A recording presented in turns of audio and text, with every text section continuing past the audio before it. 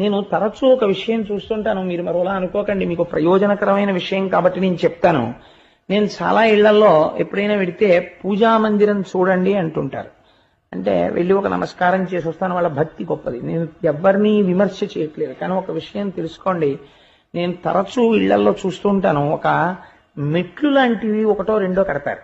కట్టి దాని మీద ఏమీ ఆచ్ఛాదన ఉండదు, కనీసం ఒక పేపర్ కూడా వెయ్యకుండా దాని మీద ఒక చెక్క కానీ ఒక మంటపం కానీ ఏమీ ఉండకుండా దాని మీద ఈశ్వరమూర్తుల్ని నిలబెడుతుంటారు.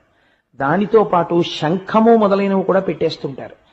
అలాగే యంత్రాలు ఎట్టి పరిస్థితులలోనూ భూమికి తగలడానికి వీల్లేదు. చాలా మంది ఇవాళ మార్కెట్లో సబ్బులు అమ్మినట్టు అమ్మేస్తున్నారు యంత్రాలు.